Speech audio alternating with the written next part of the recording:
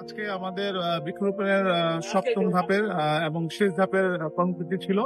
তো আলহামদুলিল্লাহ, মহান আল্লাহ তাআলার কাছে শুকরিয়া সকলের অংশগ্রহণের মাধ্যমে আজকে আমরা আমাদের এবারে যে টার্গেট নিয়েছিলাম 500 ট্রি প্ল্যান্টেশন, তো সেটা আমরা কমপ্লিট করতে পারছি।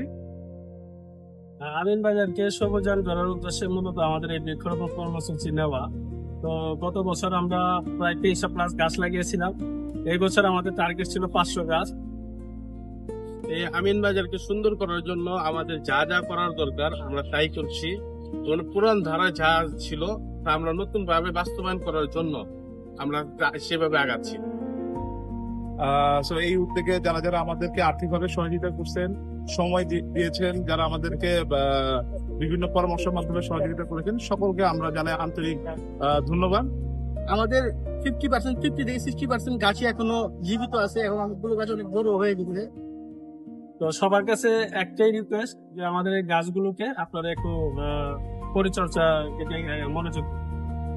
আমরা এখানে যে গাছগুলো লাগাইলাম, আশেপাশে যারা আছে তাদেরকে আমি অনুরোধ করছি, আপনারা সযত্নে এই গাছগুলো যত্ন নেবেন এবং গাছে পানি দেবেন।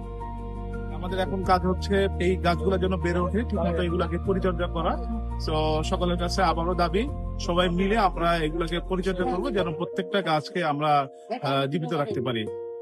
এখন আমাদের মেন ফোকাস হচ্ছে ক্লিন যে আমিন বাজার, এর জন্য এলাকাবাসীর মধ্যে যথেষ্ট অ্যাওয়ারনেস, তারপরে সিভিক সেন্স, এগুলো নিয়ে কাজ করা।